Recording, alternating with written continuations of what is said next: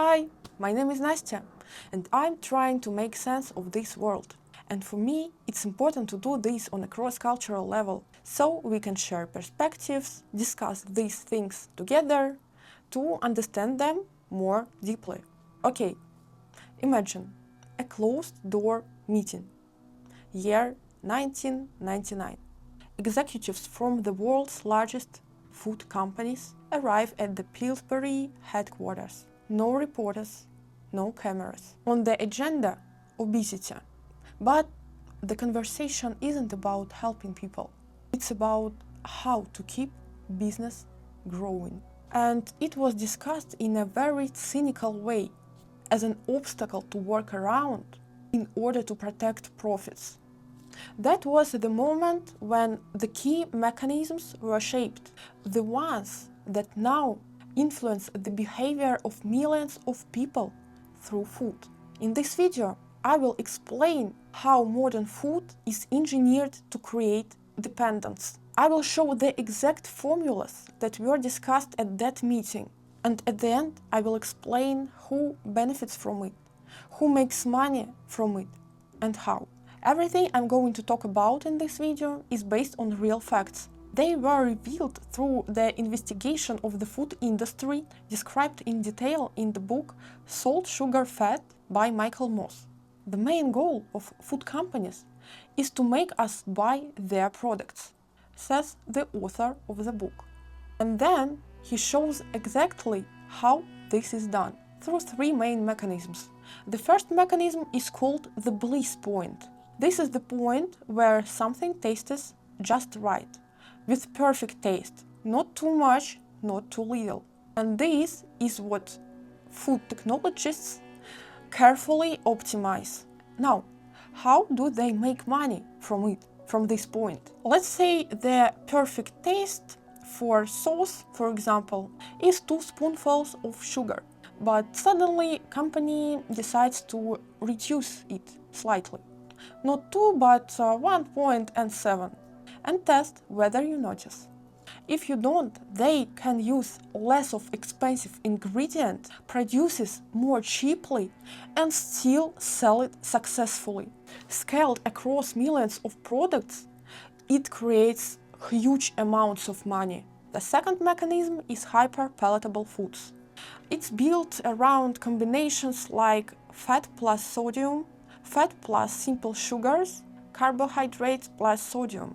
They take ingredients that are already appealing, fat, sugar, salt, and combine them in precise proportions so they amplify each other. The brain reads it as especially valuable. So, fast pleasure, high energy, perfect. And the next time you see a similar product, the cravings appears automatically. So it's a system designed to bring you back again and again. And we are talking about ordinary products, the kind you see practically everywhere, including those with labels like natural, diet, low calorie. The third mechanism is the speed at which you eat. Modern food is designed so that you eat it faster. It is easy to chew, convenient, ready to go, and that's where the trap is. The feeling of fullness usually takes from 15 to 20 minutes to appear. But this kind of food is eaten in 5 to 10 minutes. So you end up eating more than you actually need, still not feeling full. At that point, you are no longer in control. Overeating becomes a built-in outcome. And now, who actually benefits from it? There was a term used during that meeting. Stomach share. It is the share of space in your stomach that one brand takes from another. It sounds cynical, but it's accurate. Profit for these companies comes from repetitive behavior when you come again and again. And at the same time, it looks like a personal choice. No one forces you. It is enough to make you want what they need for benefit.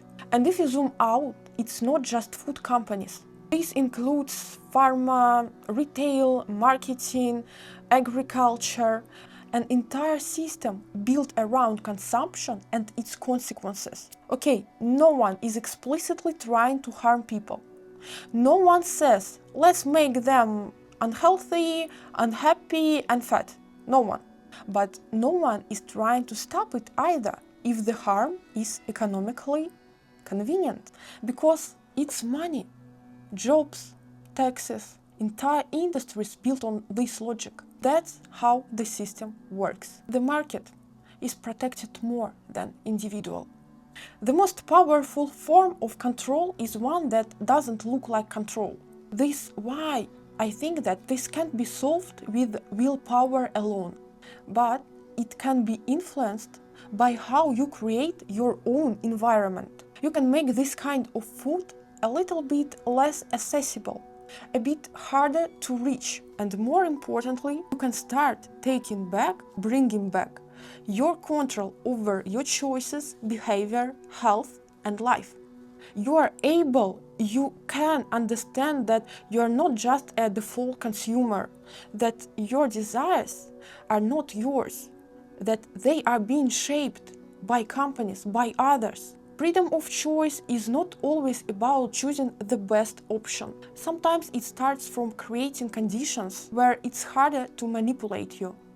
And now a question for you. Are you ready to keep letting your desires to be controlled? Are you ready to live in the system where your choice feels like yours but isn't yours? If not, acknowledge it. Write in the comments in which situations and with which food do you feel like it's no longer you choosing, but something choosing for you. Not for the algorithm, for yourself. If this resonates with you, subscribe to my channel. I'm not here to judge. I'm sincerely trying to understand how the person may stay happy and healthy in the modern world, in a system that usually works against us. Thanks for watching this video. See you!